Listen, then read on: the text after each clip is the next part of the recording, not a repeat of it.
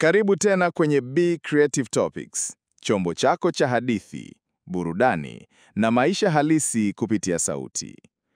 Mimi ni Bizo, sauti yako ya ndani inayosimulia yale ambayo moyo unashindwa kusema. Leo tunaingia kwenye hadithi ya mapenzi ambayo si tu ya kihemoko, bali ya kujitoa kwa kiwango cha juu kabisa. Ni hadithi ya mwanamke aliyeamua kupigania mapenzi yake hadi mwisho, bila kujali gharama. Karibu kwenye simulizi ya kusisimua, All for Love. Katika mtaa wa kawaida jijini Lagos, tunaingia kwenye maisha ya Juliet, binti anayefanya kazi kama muuguzi wa kawaida kwenye hospitali ya serikali. Maisha yake si ya kifahari, lakini moyo wake umejaa mapenzi ya dhati. Juliet ni yule binti ambaye anaweza kukupa maji ya kunywa kwa mkono wake mwenyewe, mtu wa watu. Anapokutana kwa bahati na Raymond, kijana mtanashati na tajiri, anayemiliki kampuni ya real estate, maisha yake yanachukua mwelekeo mpya. Raymond alipata ajali ndogo na kupelekwa hospitali ya Juliet anapofanya kazi. Ndipo walipokutana. Haikuwa mapenzi ya haraka, bali pole kwa kugusana kwa tabia na utu. Juliet alimtibu Raymond bila kujua ni tajiri. Alimchukulia kama mgonjwa tu. Na hapo ndipo Raymond aliguswa kwa mara ya kwanza. Mwanamke aliyempenda si kwa pesa zake, bali kwa utu wake. Raymond alianza kurudi hospitalini hata bila sababu. Alihangaika kujua zaidi kuhusu Juliet.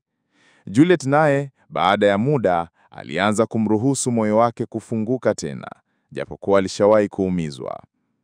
Wakaanza mahusiano ya kimya, wakaishi mapenzi ya kawaida, kula mamantilie, kupanda boda, kucheka mitaani bila kujali paparazi. Lakini pia wakaficha penzi lao, kwa sababu familia ya Raymond haingependa. Hapo ndipo dhoruba ilipoanza. Raymond anapotangaza ndoa na Juliet, familia yake, hasa mama yake, Bi Patricia, wanampinga vikali. Utafunga ndoa na muuguzi wa hospitali ya kawaida, mwanamke asiyefaa kuwa kwenye jamii yetu? Raymond anasimama kidete, lakini mama yake anamwambia, ukimwoa huyo msichana, sahau urithi wako wote. Kwa familia ya kifalme ya Raymond, hili ni jambo la aibu.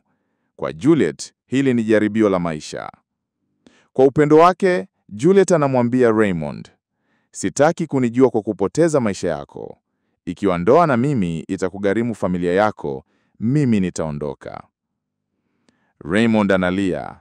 Anapoteza kila kitu: urithi, mali, heshima ya familia. Lakini hachagui pesa, anachagua mapenzi. Anamfuata Juliet na pamoja wanaanza maisha mapya, bila pesa, lakini wakiwa huru. Miaka inapita, Juliet anaanzisha kliniki ndogo. Raymond anaanza tena biashara kutoka chini. Wakiwa na upendo, uaminifu na bidii, wanajenga maisha mapya kwa pamoja. Na pale ambapo watu walidhani wataanguka, wanapaa. Familia ya Raymond, baada ya miaka, wanatambua kuwa Juliet si wa kawaida, ni mama mwenye moyo wa dhahabu. Bi Patricia, kwa aibu na majuto, anamuomba msamaha Juliet. Juliet anasema, mapenzi hayachagui sura, heshima wala ukoo. Mapenzi huchagua moyo unaojali. Hiyo ilikuwa simulizi ya kusisimua, All for Love. Hadithi ya mwanamke aliyepigania mapenzi yake na mwanamume aliyekuwa tayari kupoteza kila kitu kwa ajili ya moyo mmoja mkweli. Je, wewe ungetenda kama Juliet? Je, ungeweza kumpenda mtu bila mali zake? Tuambie kwenye comment. Mimi ni Bizo, sauti yako ya ndani inayosimulia yale ambayo moyo unashindwa kusema.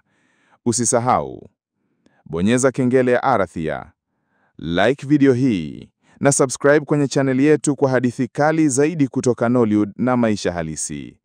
Kumbuka, hadithi nzuri hailazima iwe na magari, bali iwe na mafunzo. Hii hapa ni Be Creative Topics, mahali ambapo mapenzi huishi kwa sauti.